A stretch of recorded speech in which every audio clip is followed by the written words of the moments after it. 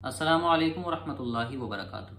नाज़रीन, अक्सर देखा जाता है कि ख़ासकर मस्जिदों में जब नमाज हम पढ़ रहे होते हैं तो हमारे मोबाइल में कॉल आनी शुरू हो जाती है और रिंग बजनी शुरू हो जाती है।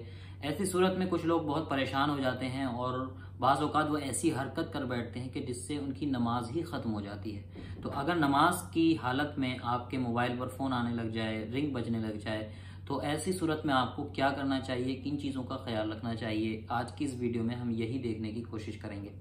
पहली बात तो यह है कि हमें ये कोशिश करनी चाहिए और आदत बनाने की कोशिश करें कि हम जब भी मस्जिद में जाएं नमाज पढ़ने के लिए तो अपने मोबाइल को साइलेंट कर लिया करें।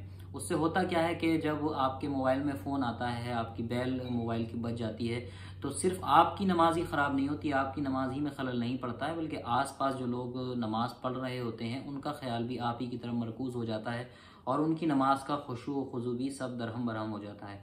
तो आदत यही बनाएं कि जब भी आप मस्जिद में जाएं तो पहले अपना मोबाइल साइलेंट कर लिया करें।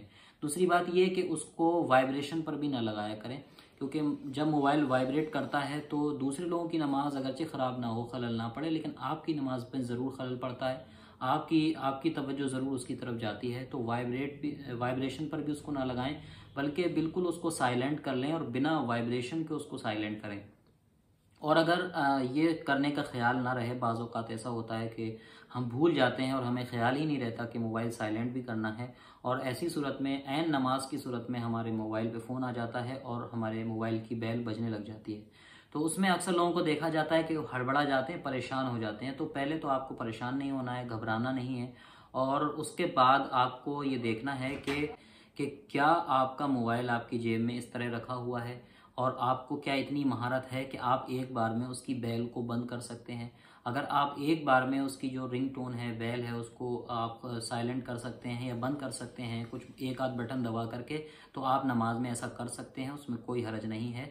आप एक हाथ से ऐसा कर सकते हैं।